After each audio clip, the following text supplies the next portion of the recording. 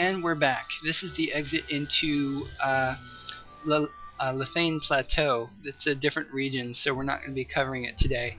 We're in the southern section of West Ronfar. Previously we were in East Ronfar. And here is Bale, who is a Royal Knight. This is a Sandiorian person, Conquest NPC. She'll bind you to this section if you are Sandiorian and renew Signet for you if you are Sandiorian. She would be replaced by a Bastokian or Windurstian if Bastok or Windurst ever managed to take this region, which is unlikely. I think it may have happened once, but I'm not even really sure. We have a lot of running, so we got to go. There is one outpost in this region, just like every other region. We'll be passing it shortly. As I was saying, all Conquest NPCs would change hands if the region ever changed hands. But being that this region is directly outside of Sandioria, it's almost always Sandiorian. We have a pond right up here on top of this hill. It's handy for fighting goblins and fighting crab creatures. We have fungar and beetles here too, as well as the hares and all the other assorted creatures that we saw in the previous zone. As I was saying in a previous video, monsters are pretty much shared between each of the two newbie zones for a country. Let me show you the map here. We have the two exits into East Ronfar. We have one exit to the north, which leads to Fort Gelseba Outpost. We have two exits leading into the Kingdom of Sandioria. One goes into South Sandioria, and one goes into North Sandioria. And then at the bottom of the zone, we have the zone line into Ffxi Plateau. Good fishing here as well as the previous zone, but like I said, beware of monsters. Here is the Conquest Outpost. We have another Royal Knight here, as well as your Merchant / Teleport NPC. If you've done a supply quest to this outpost, Harvatur here, or whoever replaces them if the region changed hands, would offer teleports for those who have done it. We have a Field of Valor book here, and point of interest. We have some question marks out here. These are related to a quest for quest out of it, Sandioria. You have to find some scraps of paper.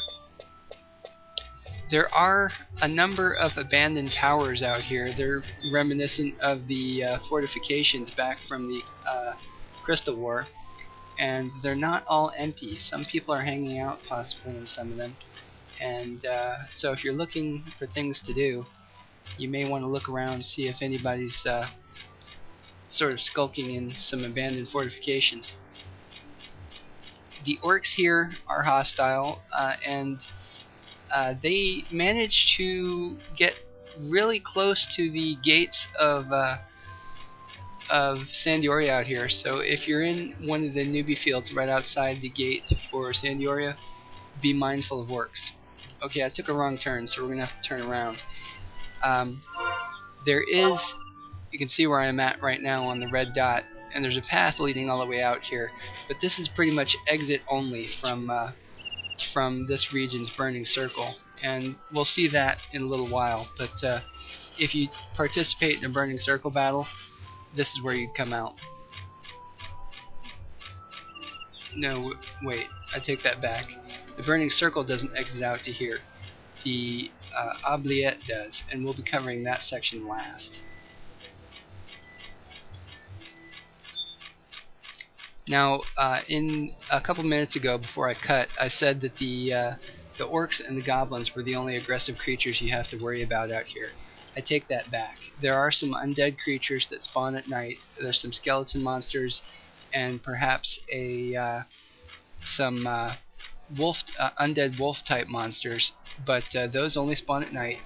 and you have occasionally a bomb type creature, but those will only spawn during fog. So their appearance in the zone is kind of rare, but if you do see them, bear in mind that they will attack you if they see you.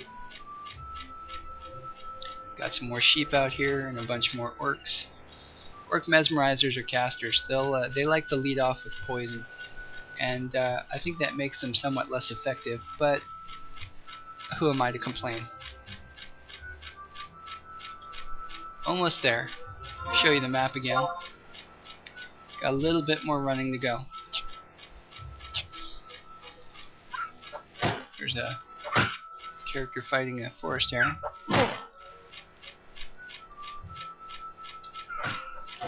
Gawka wearing swimwear. That's definitely not a new character. Swimwear is only available during a holiday event, so usually only have one opportunity a year to get it.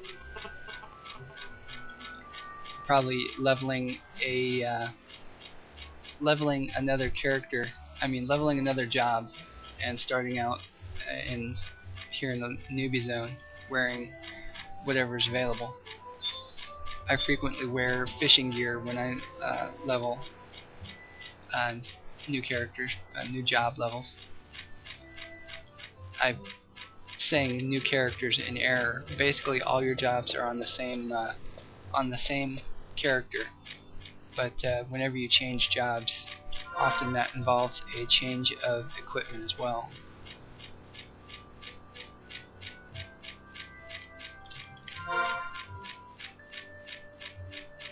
It's a good thing characters don't get out of breath. This is a lot of running. Okay, we're almost to Fort Gelsba Outpost. Now, Fort Gelsba was built back during the Crystal War, and San Diori just hasn't had the manpower to get rid of it since then. Fort Gelsba Outpost is the part of it that's closest to San Diori. It's not part of the fort proper, but it has a very strong orc presence in it, and it also has some good wood cutting. We'll not be demonstrating that today, since it's much like the mining we showed in the previous video. Somebody's got some treasure caskets over here. Got two of them right next to each other too. That's interesting. Those are blue, so they would have temporary items in them. Do. Almost there. Run faster.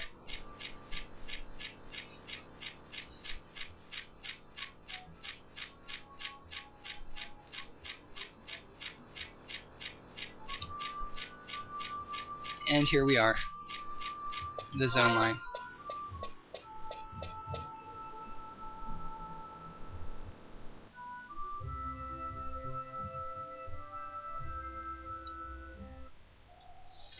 Okay, this is Fort Gelsba Outpost. Let me show you the map.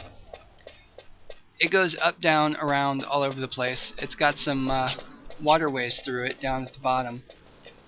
We won't be seeing the whole zone. We're just going to run around a little bit and then head straight to Yogut Grotto. I'm probably mispronouncing that. The grotto was a tunnel that was dug during the Crystal War, and it was the orcs' attempt to get past the San Diorian defenses by digging a tunnel straight from Fort Gelsba under the wall into San Dioria. And the attempt was abandoned before they got far enough. They just figured that it was just going to take too long. Now, this first section here is where all the logging points are. There's one right here I'm passing. And you've also got the orcish war machines out here. These kind of spawn around. There's 3 spots right up here in the 3 or 4 spots right up here in the first section where they might possibly spawn. And other than that, this section is mainly just used for all the wood cutting. Off to Yogut Grotto. Now, as I was saying, the tunnel was dug using Elvan slave labor from captured San Diorian soldiers and such. But guess the whole endeavor was just too rough on their slaves, so they weren't able to get as far as they wanted. This is the exit to the tunnel here.